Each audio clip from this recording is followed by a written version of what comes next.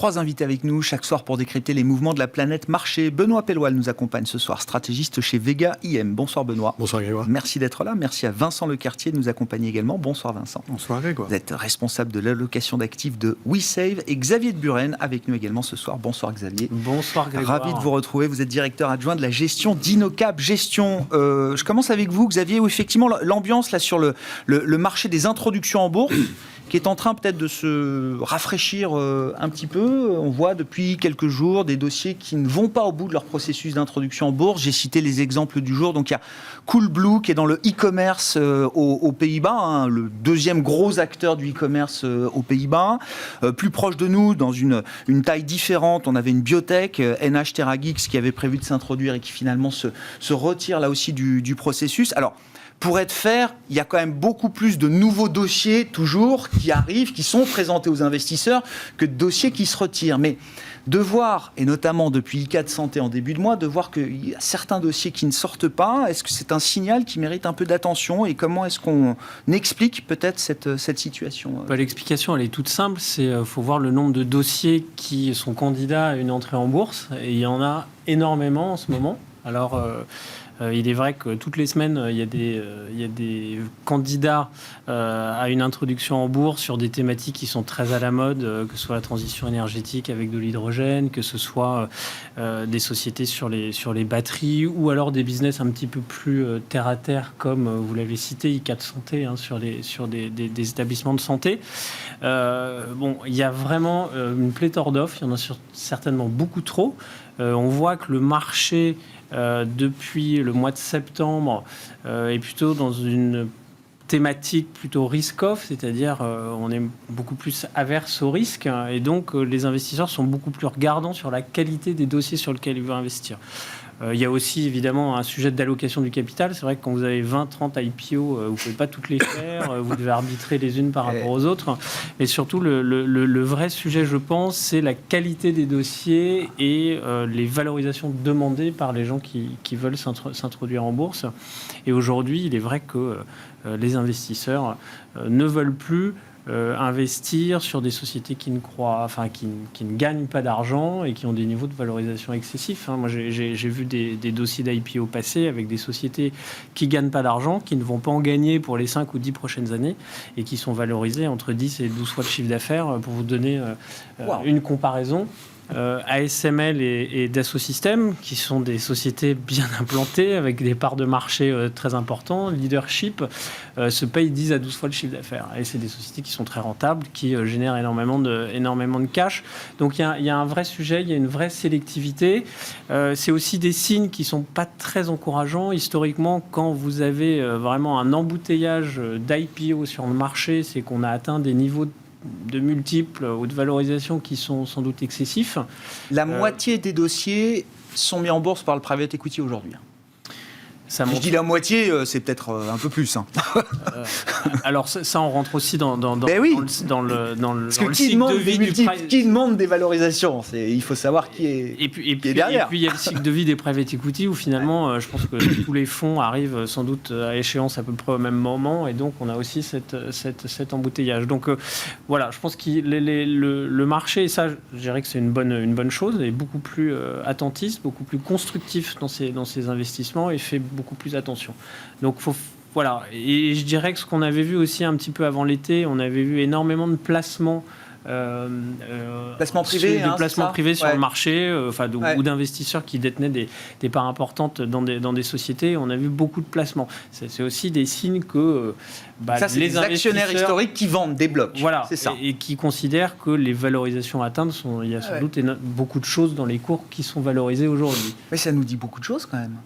De ce que le marché peut encaisser aujourd'hui, de l'état d'esprit des investisseurs, de la sélectivité dont ils font preuve en ce moment. Il y a quand même un changement de paradigme fondamental aujourd'hui dans le marché. C'est-à-dire qu'on fait face aujourd'hui, il va falloir qu'on vive avec un resserrement monétaire. Ça fait quand même 10 ans qu'il y a une expansion monétaire quasi illimitée. Donc ça, c'est un changement de paradigme. Et le deuxième, évidemment, je pense qu'on aura l'occasion de l'évoquer, c'est petit à petit l'installation d'une inflation sans doute beaucoup plus durable qui se pointe. Et donc, voilà, c'est deux éléments fondamentaux pour les marchés financiers, pour les marchés économiques, avec lesquels on avait oublié qu'on pouvait vivre avec, et ça depuis 10 ans. Bon. Est-ce qu'il y a des commentaires complémentaires à apporter là, sur l'idée que peut-être que les conditions de marché sont moins favorables pour certains dossiers, en plus des dossiers de croissance, ça nous dit aussi que le marché est peut-être moins tourné vers le style croissance aujourd'hui. Le prix et peut-être la valorisation, le prix mérite un peu plus d'attention, peut-être. Vincent. Moi, ça me dit qu'on ne manque pas de capitaux aujourd'hui. Simplement pour faire un tout petit point sur le sujet, on a quand même levé cette année, à ce jour, 1400 milliards de dollars par le biais des IPO. Ça, c'est global ? Global. 650 aux US, 450 en Asie, 250 en Europe. Donc le marché est quand même très preneur de capitaux et de nouveaux dossiers. Il y a pas de problème. Une grosse année parce que le problème des chiffres, c'est qu'on ne sait plus trop, puisqu'on parle en trillions. C'est une grosse année, mais c'est un rattrapage aussi de l'année dernière où tout s'était arrêté, enfin ou à peu près. Quand on regarde en moyenne la performance des dossiers, 5,6% depuis le début de l'année. Alors évidemment, ça n'est pas comparable à un indice puisque vous faites des introductions en cours d'année. Donc, mais en moyenne, vous gagnez 5,6%. Donc, si vous avez investi sur le time IPO, je suis sûr qu'il doit exister des trackers IPO. C'est pondéré des capitalisations respectives. D'accord. Donc vous avez vraiment un vrai représentant. Parce que moi, je disais qu'en Europe, et c'est hyper intéressant, 40% des introductions en bourse effectuées cette année en Europe se traitent sous leur cours d'introduction. Tout à fait. Mais comme d'habitude, c'est aux États-Unis que ça se passe bien. C'est le marché le plus dynamique, à la fois en termes de quantité de capitaux qui sont traités. Et il y a une forme d'euphorie, les Robin Hooders, ce genre de choses, c'est là-bas que ça se passe. Et donc effectivement, les impulsions haussières sur les dossiers qui sont introduits, c'est là-bas que ça se passe. Dernier point que je mettrai en avant, c'est de dire que ça n'est pas mon cas, mais si je suis un gérant actif aujourd'hui, en fin d'année, avec un contexte comme celui-là, c'est-à-dire un contexte où j'ai des points d'interrogation sur les marges des entreprises, sur leur structure de coûts, sur les politiques monétaires à venir, les politiques budgétaires à venir, les devises, parce que là aussi, l'air de rien, ça bouge. Je vais plutôt me concentrer en priorité sur mes valeurs historiques que je maîtrise un peu, où j'ai des contacts, où j'ai des historiques, où les analystes ont un vrai suivi, plutôt que de me pencher sur des nouveaux dossiers sur lesquels, entre guillemets, je lance une pièce en l'air. Je suis pas forcément à l'aise de me lancer tout de suite. Je préfère laisser passer l'introduction en bourse, laisser courir le dossier pendant 3 mois, 6 mois, 1 ou 2 publications pour me conforter un petit peu dans le business model, dans sa valorisation, etc. Et derrière, revenir dessus. Donc pour moi, c'est pas forcément étonnant, à cette époque de l'année, de dire « je passe ». Benoît, est-ce que la fenêtre de tir pour les introductions en bourse là, est en train de se refermer ?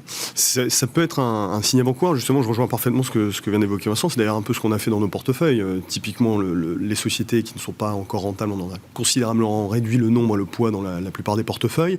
Parce que tout simplement, alors effectivement, il y a un embouteillage avec beaucoup de dossiers qui se ressemblent. C'est ce qu'on évoquait. Beaucoup de profils croissance liés à la tech, l'hydrogène, etc., qui ont des valorisations qui sont excessives, qui sont élevées dans un environnement qui devient plus challenging pour les actifs risqués. Le contexte macro global, il est un peu plus compliqué. Le couple croissance-inflation qui devient beaucoup plus difficile à lire. Les politiques monétaires, certes, la liquidité reste extrêmement abondante, mais elle va croître quand même moins vite, malgré tout, dans le monde au global. Tout ça invite effectivement à être un peu plus sélectif, un peu plus de prudence sur la plupart des dossiers. Donc oui, l'essentiel est peut-être déjà derrière nous, justement, de ce point de vue-là. Donc un peu plus de prudence sur les dossiers qui arrivent. Ouais. Au passage, Xavier, alors je ne sais pas, la question est difficile, vous avez le droit de botter en touche, mais ça met une pression énorme pour OVH vendredi. La cotation, les promesses OVH vont être cotées vendredi sur Euronext. La panne du jour, est-ce que ça peut bien se passer vendredi ? À première vue, le book était couvert. Ça, c'était hier. Oui, ça a été souscrit. Oui. Donc, effectivement, à 2 jours, d'un premier jour de cotation, c'est sûr que la panne qu'on a connue ce matin, c'est clairement pas génial. Ça a été résolu en quelques heures. Et la panne, qu'expliquait Octave Klaba, le fondateur, résulte d'une erreur humaine. Je ne sais pas d'ailleurs si est-ce que c'est mieux ou moins bien que si c'était pas une erreur humaine. J'en sais rien. Donc, non, mais c'est sûr que ça rajoute à la frilosité certainement des investisseurs. Le bouc est couvert, on ne sait pas sur quel niveau de valorisation. On l'a vu sur les dernières opérations qui ont été jusqu'au bout. Il y a quand même eu des niveaux de valorisation qui ont été revus assez nettement à la baisse, justement pour les gens ont entendu les investisseurs et ce qu'ils demandaient en disant ok, très bien sur le business, mais ça vaut tant, ça vaut pas ce que vous en demandez. Donc ça, si ils sont prêts à faire cet effort, ça va jusqu'au bout. Mais les IPO qui n'ont pas été jusqu'au bout, c'est soit un problème de demande où finalement les gens se sont dit c'est des business models qui nous intéressent pas ou qui sont pas assez différenciants, ou des niveaux de valorisation. Donc sur OVH, on va voir, tout est... Ouais, mais ce sera un test majeur pour vérifier qu'il y a quand même encore un peu d'appétit, ou est-ce que la fenêtre, en tout cas tactiquement, est en train de se refermer. Promesse côté OVH ce vendredi sur Euronext. Restons dans l'univers des entreprises avec alors les premiers résultats qui arrivent. Vincent, dans les grandes boîtes qui ont publié ou qui ont envoyé des messages là sur l'activité du moment, la dynamique d'activité du moment, qu'est-ce que vous retenez? Alors, il y a du LVMH, du SAP, Apple aussi visiblement est en train de préparer le terrain pour un petit warning, c'est ce qu'il faut comprendre, je crois. Bon, les banques américaines, je sais pas, entre tous les bruits du moment, là, est-ce qu'il y a des signaux qui vous intéressent en provenance des entreprises? Je pense un peu comme d'habitude, c'est-à-dire que c'est le rétroviseur et le pare-brise. Donc oui, c'est toujours intéressant de savoir que tel établissement a rencontré des problèmes de fourniture de semi-conducteurs et que ça l'amène à faire un profit warning. La question, c'est de savoir si le problème est résolu et si pour les trimestres suivants, le problème ne se posera plus. Bah, c'est quand même les questions qu'on va poser. Bien sûr. Non, mais bien sûr. Donc une fois encore, le résultat en tant que tel, pour moi, apporte pas forcément grand-chose. Donc sur les résultats purs, vous dites il n'y a pas un risque énorme de déception, le marché est au courant de ce qui se passe? Non, parce qu'il y a beaucoup d'entreprises, par exemple, qui sont très sensibles aux matières premières et vous ne savez pas si l'entreprise a été couverte ou pas. Pareil sur les devises, vous avez des mouvements importants, vous ne savez pas trop où le curseur a été placé par le directeur financier. Donc vous pouvez avoir des vraies surprises, mais parfois elles vont être favorables. C'est-à-dire que vous allez avoir une mauvaise publication, vous allez vous dire le comparable, logiquement il a fait la même chose, sauf que lui a été malin, il a couvert, il a protégé, et du coup lui a réussi à faire une bonne publication. Donc je suis même pas sûr qu'on puisse dégager des lignes directrices claires à partir d'une publication pour se dire les comparables vont faire la même chose. Moi, ce que j'en attends surtout de ces publications, c'est une meilleure vision sur, je dirais, la manière dont l'activité est en train de basculer, la consommation est en train de basculer des biens industriels vers les services. Ouais. Pour moi, c'est surtout ça le vrai sujet, parce que derrière, c'est le sujet de la manière dont l'inflation va être pérenne ou pas. Donc pour moi, c'est ça en fait le vrai sujet. C'est moins une question micro qu'une question macro que je vais essayer d'en dégager. Apple, quand même, alors c'est pas confirmé officiellement, mais qui prépare le terrain pour un warning, je le disais, sur sa production d'iPhone. Voir que même Apple, qui doit être peut-être le meilleur client du monde pour tous les fournisseurs de semi-conducteurs, que même Apple est rattrapé par le problème de pénurie de puces, alors que j'imagine que c'est quand même le client qui paye le mieux et qu'on a envie de servir en premier, c'est embêtant. Quand vous passez une commande aujourd'hui de semi-conducteurs, il vous faut plus de 60 semaines pour être livré. Ça, je sais. Donc mais ça, c'est une moyenne. Il y en a qui, j'imagine, arrivent à être livrés avant d'autres. Bien sûr. Mais je pense que, une fois encore, le problème, c'est que la situation sanitaire a provoqué un changement énorme de mode de consommation. Les gens ont, pour des raisons de contrainte, n'ont pas pu dépenser leur argent sur les services et se sont reportés sur les biens matériels. Et les biens matériels aujourd'hui sont sur un niveau de consommation qui est bien supérieur à celui qu'il était avant Covid. Donc il faut bien comprendre qu'aujourd'hui, les sociétés industrielles sont en train de demander aux différentes entreprises fournisseuses de fournir un niveau d'activité qui est juste intenable. Donc, est-ce que c'est très grave pour moi de dire que Apple, finalement, aura 10% de téléphones en moins à livrer pour les fêtes de fin d'année? Ils les rattraperont plus tard. Ils les rattraperont plus tard, et de toute façon, on est sur un niveau qui est supérieur à celui d'il y a 2 ans. Donc, de toute façon, pour moi, en termes de qualité de bénéfice, je ne suis pas du tout inquiet. Et ça m'étale plutôt les perspectives de bénéfices à venir. Donc, moi, je ne suis pas du tout inquiet sur cette partie-là. Une fois encore, c'est la partie macro qui m'intéresse. Sur les publications, je sais pas, on peut dire un petit mot de LVMH quand même. Visiblement, les messages envoyés sont plutôt rassurants, la croissance est solide, et puis tout le monde attendait le message de LVMH sur la Chine. Bon, ça a l'air d'être assez business as usual pour eux. Hein. Oui, je dirais de la publication, rien de nouveau. Tout va bien. Moi, ce que je retiens, c'est que ça, c'est un très bon exemple, LVMH, d'une société qui est parfaitement intégrée. Et ils l'ont dit dans les commentaires, c'est qu'ils ne subissent finalement très peu toutes les contraintes logistiques, toutes les contraintes d'approvisionnement. Et ça, je dirais que c'est un peu ça, si on peut tirer un enseignement pour les publications du 3e trimestre qui arrivent, c'est que les entreprises qui vont tirer leur épingle du jeu, c'est des entreprises qui sont soit très en amont de la chaîne de valeur, donc qui ne subissent pas finalement, ou beaucoup moins que les entreprises qui sont situées au milieu de cette chaîne, qui dépendent d'autres fournisseurs, etc. Donc soit très en amont, soit très intégrées. Et ce qui va permettre justement, de réduire ces problématiques de sujets logistiques et de fourniture. Et 2, c'est souvent ces entreprises les plus intégrées ou les plus en amont qui ont ce pricing power pour permettre justement, quand il y a des hausses de coûts, etc., de pouvoir les compenser en totalité. Un point quand même, c'est qu'aujourd'hui, le consensus entre la fin des publications du 2e trimestre et maintenant a été revu de façon très significative à la hausse, de 8,5% sur le stock 600. Pour les entreprises européennes. Pour les entreprises européennes. Donc entre la fin des publications du T2 et ce début de publication du T3, vous dites, voilà, on a revu encore à la hausse de près de 10% les attentes bénéficiaires. Ça ne s'est jamais vu sur un 3e trimestre. Et ça a été notamment grâce aux excellentes publications du T2 où il y a eu énormément de chiffres supérieurs aux attentes, de rehaussement des objectifs annuels, voire moyen terme. Et ça s'est expliqué notamment du fait que sur le premier semestre, les entreprises ont vécu sur leur stock. Donc elles ont pu produire sans avoir de contraintes de hausse du prix des matières.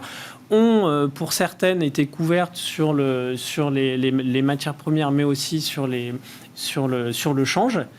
Et ça, c'est des effets qui sont vraiment estompés là pour la deuxième partie de l'année. On va rentrer dans ces problématiques où on va voir certains secteurs, certaines sociétés qui vont subir de plein fouet ces hausses de prix des matières, ces difficultés de recrutement, ces difficultés sur la chaîne logistique. Donc c'est là où il faudra vraiment être très précis sur les publications pour éviter de se prendre des bouillons. Mais l'idée c'est que c'est pas parce que les analystes ont continué d'être optimistes jusqu'au début de publication de 3e trimestre que les gérants, eux, doivent l'être à ce point-là. C'est 2 métiers différents, donc c'est pas les mêmes horizons de temps, c'est pas le même calendrier, on va dire. Et souvent en retard, les marchés sont plutôt en avance. Il faut justement que le gérant se situe un peu entre les deux. C'est un exercice. Mais la révision à la hausse de plus 10, finalement, vous dites, ça met les attentes à très haut niveau. Exactement. Quand on voit ce qu'on subit sur le 3e trimestre, tant en termes macroéconomiques, le FMI a encore revu en baisse sa croissance mondiale à 5,9% contre 6% précédemment, en révisant assez significativement sur les États-Unis, sur l'Allemagne, sur la Chine. Ces éléments-là, d'un point de vue micro également, on le voit, cette inflation qui continue, prix de l'énergie, hausse des intrants, des problématiques logistiques très importantes. Je vous donne un chiffre, 54% des porte-containers aujourd'hui sont immobilisés dans le monde. C'est le même niveau qu'on avait en avril-mai 2020 en plein confinement. Et ça illustre des problématiques. On manque de dockers, on manque de chauffeurs. Donc tout ça, c'est quand même des éléments qui sont plutôt négatifs, compte tenu que finalement, la barre est très élevée. Et donc le risque d'impact négatif sur les marges est réel. Maintenant, il y a pas mal de secteurs qui ont déjà anticipé ça. Je prends le secteur des équipementiers automobiles, qui ont fortement baissé. Et puis, finalement, les entreprises concernées ont annoncé des révisions à la baisse de leurs objectifs annuels. Et finalement, c'était dans les cours. Elles se sont plutôt appréciées après avoir finalement rendu public ces baisses de révision. Ouais. Sur cette saison de publication de résultats, Benoît, qu'est-ce qui va vous intéresser ? Est-ce que c'est une saison un peu make or break pour un certain nombre, pour le marché en fait ? Non, mais encore une fois, c'est effectivement, ça reflète ce qui vient de se passer. On va surtout s'attacher à regarder le discours des boîtes, etc. Mais aussi dans la réaction des analystes, effectivement, on a révisé plutôt en hausse de façon assez rapide. Mais les ratios de révision, c'est-à-dire le nombre de sociétés qu'on révise à la hausse, ont eu tendance à se dégrader assez significativement récemment. C'est-à-dire qu'on a continué de réviser en hausse, mais à un rythme beaucoup moins élevé qu'auparavant. Ça coïncide avec un contexte macro qui est moins lisible, qui se dégrade un petit peu. Les mêmes choses, le FMI révise ses perspectives de croissance, la plupart des grandes banques révisent leur scénario de croissance macro. Donc ça reflète un contexte qui est quand même un petit peu plus difficile, et on va voir si ça se reflète dans le discours des boîtes. Et effectivement, la lecture macro va être extrêmement intéressante. C'est qu'on aura des grosses disparités entre sociétés, probablement, mais on va surtout s'attacher à regarder tout ce qui est lié au service, effectivement, à quel rythme on revient à la normale, parce que c'est cette partie-là qui a le plus de mal à s'accommoder des restrictions, etc. Et effectivement, ce sera déterminant pour le scénario sur l'inflation, parce que si on revient rapidement à la normale, c'est censé alléger la pression sur ce risque inflationniste, parce qu'on reviendrait à une consommation, un comportement de consommation à peu près normal. Donc ça, on va suivre le chiffre de trafic dans la distribution, le retour dans le commerce physique, l'hôtellerie, la restauration, les loisirs. Ça va être intéressant de regarder ce rythme-là. Et puis ensuite, effectivement, tout ce qui a des inputs liés aux matières premières. Est-ce que les process de production sont découragés par cette inflation de coûts matières, et surtout en termes de pricing? À quel rythme, justement, les managements répercutent ça, justement, dans les prix finaux? Ou est-ce qu'on est encore dans la phase où, pour l'instant, on retient tout ça, on absorbe avant de le transmettre au client final? Si ça commence à basculer, c'est là où on aura des signes de diffusion de cette inflation dans l'ensemble de l'économie. Donc, effectivement, ces discours-là vont être particulièrement intéressants à suivre. Bon, justement, allons-y. Que nous apprend le CPI américain pour le mois de septembre, Benoît? Je redonne juste les grandes marques. Donc, l'indice des prix à la consommation, 5,4% de hausse sur un an pour l'inflation globale aux États-Unis en septembre. On était à 5,3% en août. Donc, on voit que le chiffre global continue de progresser encore un peu. L'inflation cœur, elle, reste sur un rythme de hausse de 4% sur un an. Et comme je le disais en introduction, quand on regarde dans le détail, on a l'impression quand même que certains items dont les prix avaient fortement progressé avec la pandémie en période de Covid sont en train de se détendre un petit peu. Et puis, est en train de survenir, visiblement, la question de l'immobilier aux États-Unis à travers la hausse des loyers. J'ai envie de dire que ce chiffre qui vient d'être publié, on n'est pas beaucoup plus avancé par rapport au précédent. C'est-à-dire que, effectivement, la situation reste problématique sur l'inflation. On constate que tout ce qui était très emblématique de la pandémie, donc effectivement les véhicules d'occasion, les véhicules de location, les tickets, les billets d'avion, effectivement, ça confirme justement la décrue. Donc il y a bel et bien une part très importante de transitoire dans cette inflation-là. Mais maintenant, sur le sujet qui est véritablement intéressant, c'est est-ce que ça se diffuse au reste de l'économie? On n'est malheureusement pas plus avancé. Sur les salaires, sur les pénuries, on a toujours les mêmes problématiques. C'était déjà le cas le mois précédent. On a toujours les mêmes. Il y a toujours des problématiques de recrutement, notamment pour les métiers peu qualifiés. Donc dans les services, c'est toujours le cas.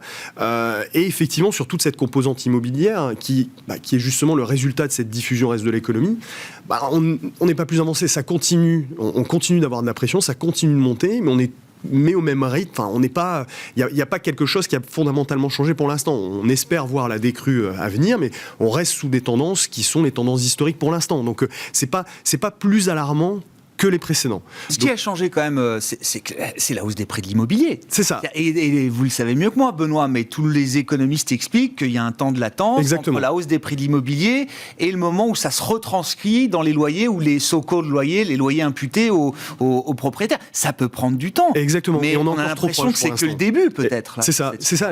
L'intérêt, c'est de savoir jusqu'à quel niveau on va atterrir. Et pour l'instant, on est encore en dessous des tendances historiques sur ce type d'inflation. On est encore, c'est encore résultat final, exactement, on est encore dans la phase où ça risque d'accélérer encore sur cette dimension-là.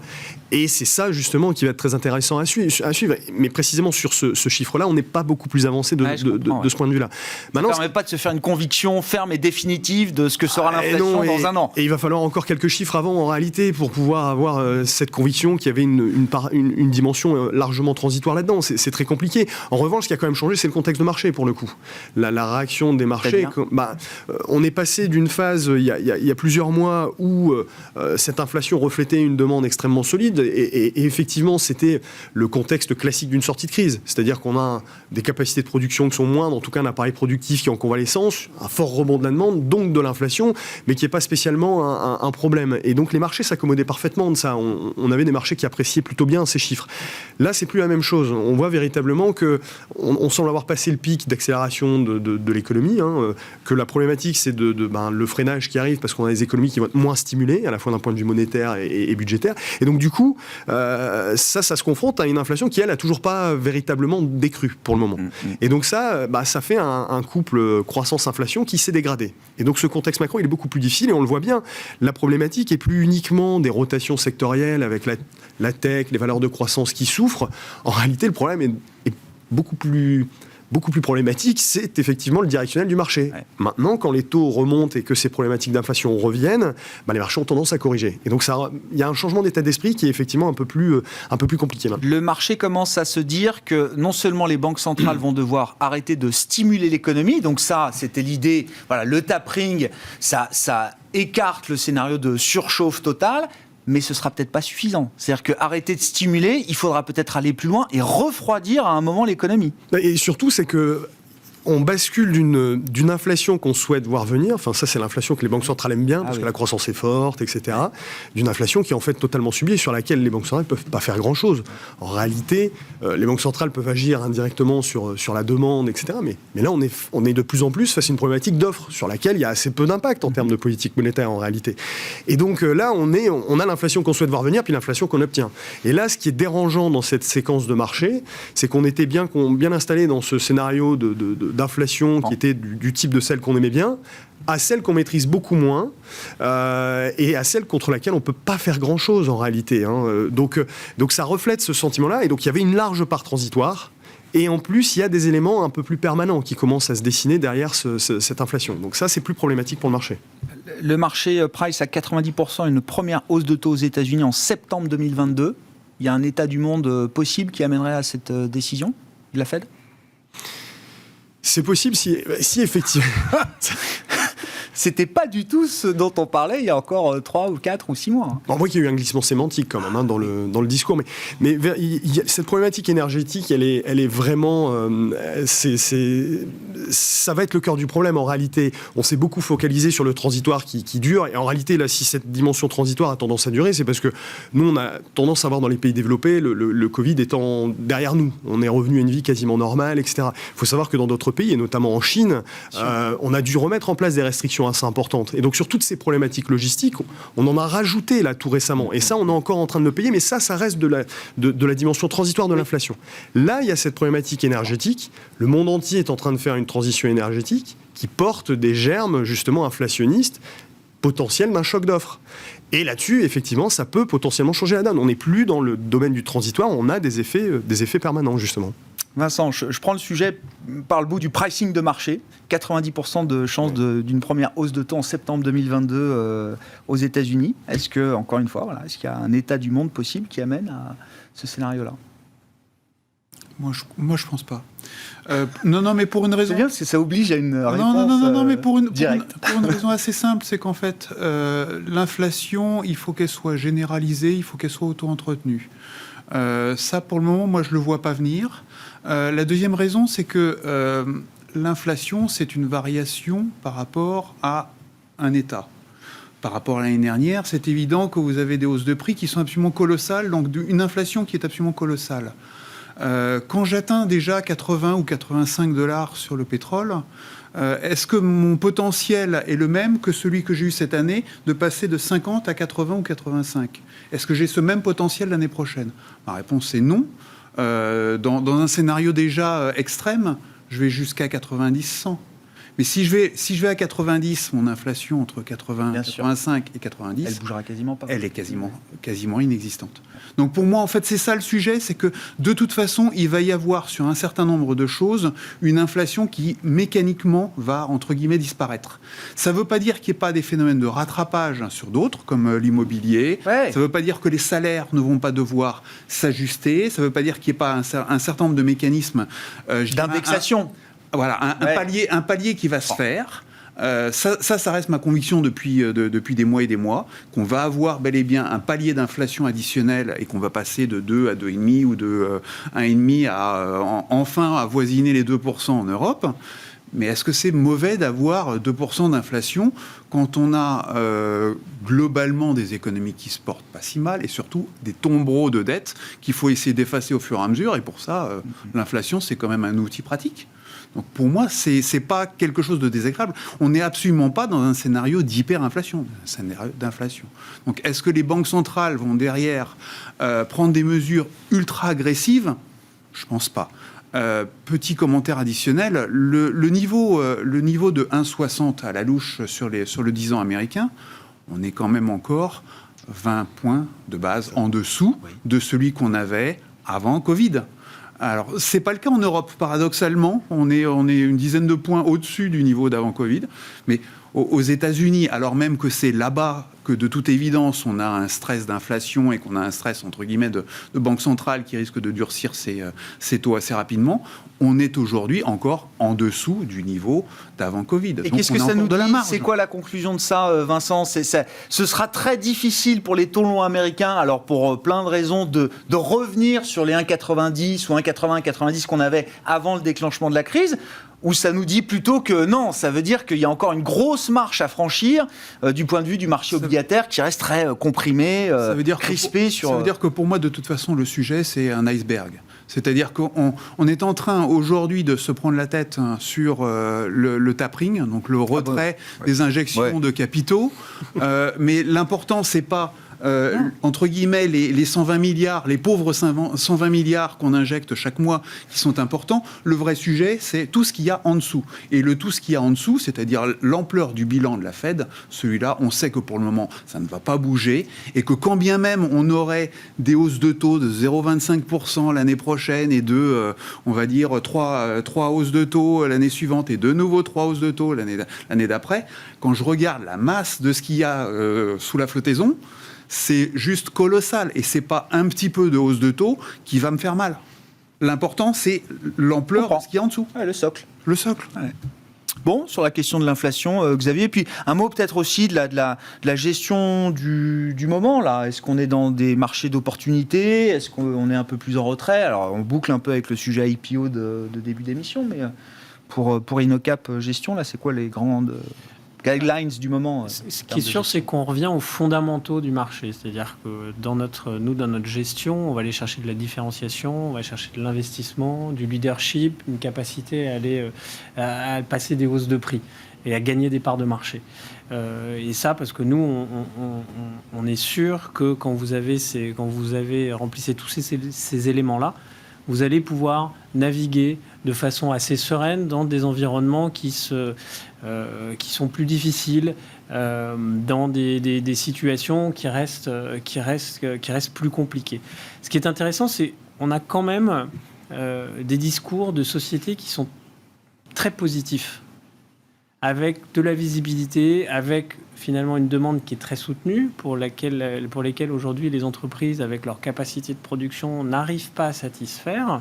On l'a évoqué également, ce retour, cette normalisation sur tous les secteurs des services qui n'est pas encore arrivé, ça qui laisse de la capacité de croissance pour 2022.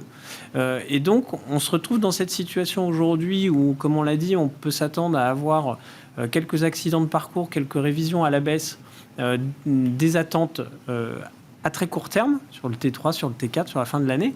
Mais finalement, en 2022, on a un consensus qui est sans doute trop bas, compte tenu de tout ce qu'on a dit, compte tenu du caractère sans doute temporaire sur certains pans d'inflation, et une demande qui reste très soutenue, des entreprises qui finalement se sont très bien adaptées à cette crise sanitaire et financière. Elles avaient retenu beaucoup de choses de la grande crise financière et donc elles ont eu cette capacité à très bien ajuster leur bilan, leurs coûts pour aujourd'hui avoir un effet de levier assez important.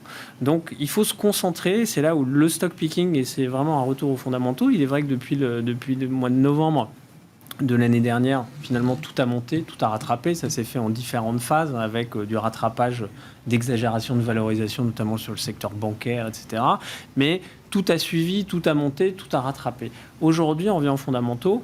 C'est un peu ce qu'on voit dans les IPO aussi, où finalement les entreprises veulent se concentrer sur des réels, sur des capacités à créer de la valeur, sur des rochers élevés.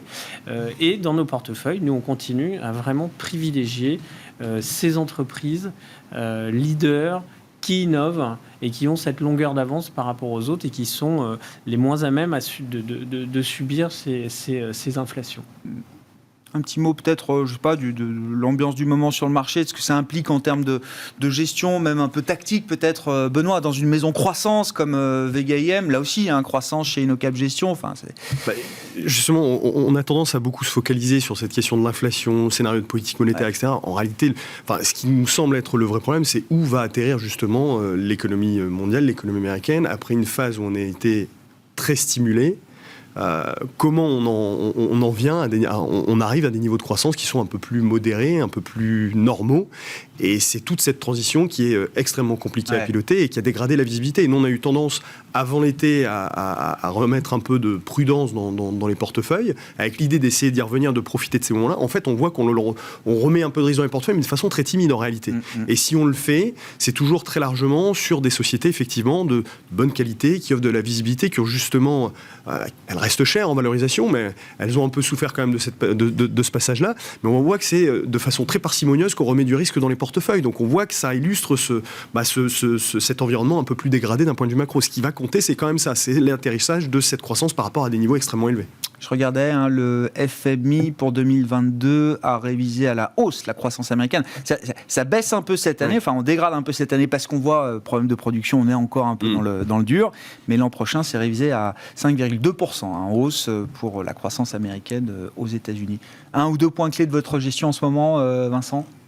Pour le moment, on ne change pas grand-chose, c'est-à-dire qu'on est vraiment toujours focalisé États-Unis, Europe.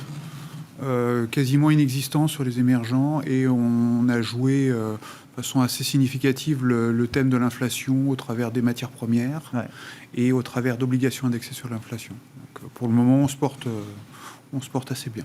On va conclure avec vous, Vincent, et le chiffre sur lequel j'avais envie qu'on s'arrête, on s'y arrêtera juste quelques secondes avec vous, mais 10 000 milliards de dollars, c'est ce que gère aujourd'hui BlackRock. Je rappelais, il y a 20 ans, c'était zéro.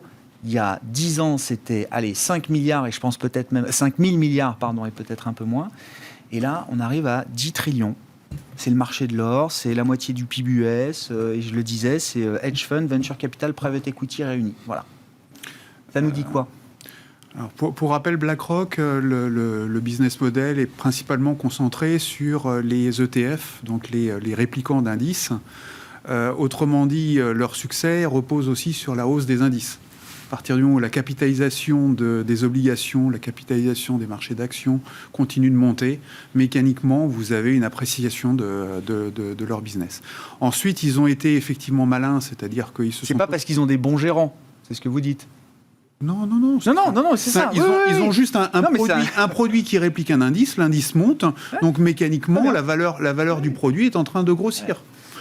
Comme vous avez des frais qui sont extrêmement bas, vous êtes très compétitif par rapport aux gestions traditionnelles. Les gestions traditionnelles ont généralement du mal sur la durée, pas forcément de façon ponctuelle, mais sur la durée, ont du mal à battre les indices, ce qui veut dire qu'ils attirent énormément de clients sur ce type de produit.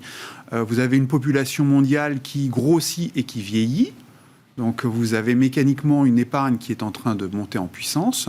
Vous avez des phénomènes de concentration sectorielle qui sont de plus en plus forts notamment du fait de la crise des subprimes qui a poussé à avoir de plus en plus de contraintes réglementaires, de régulation autour des établissements, et les petits établissements ne s'en sortent plus. Donc vous avez une mortalité des petits établissements, une concentration, et vous avez un déport d'activité de la gestion active vers la gestion passive, autrement dit vers les ETF. Donc effectivement, ils sont parfaitement placés sur l'échiquier de la gestion. Est-ce que c'est un problème qu'une société de gestion à elle seule ait 10 trillions de dollars d'encours? C'est plus gros que le plus gros bilan d'une banque centrale aujourd'hui. Alors là, je vais sortir un petit panneau ESG. Pour moi, l'important, c'est qu'ils fassent bien leur travail de votant lors des assemblées générales. C'est le seul truc qui, pour moi, soit important. Avec quelqu'un qui pèse 10 trillions de dollars, si BlackRock ne se met pas à l'ESG de manière un peu plus active, il n'y aura pas de transition, il n'y aura pas de finance verte. On est bien d'accord. Mais c'est ça le point. Non, mais c'est ça le sujet. Mais derrière, une fois encore, c'est les clients qui décident. C'est-à-dire que si vous n'avez pas envie d'investir vos capitaux dans les ETF de BlackRock, vous pouvez les investir chez Amundi, chez Lyxor, chez je ne sais pas qui. Enfin, c'est pas un sujet. Ça n'est qu'un indice. Donc ça n'est pas un problème, ça. Le porteur de l'indice n'est pas un problème. La question, c'est de savoir est-ce que vous avez envie d'investir sur cet indice ou pas. Ensuite, on aurait dû faire 1 heure là-dessus. Je dis c'est un très bon sujet. Bon, on s'arrêtera là pour ce soir. Merci beaucoup, messieurs. Vincent Lecartier, WeSafe, qui est avec nous, Xavier de Buren, InnoCap Gestion, et Benoît Pelloual, Vega IM, les invités de Planète Marché ce soir.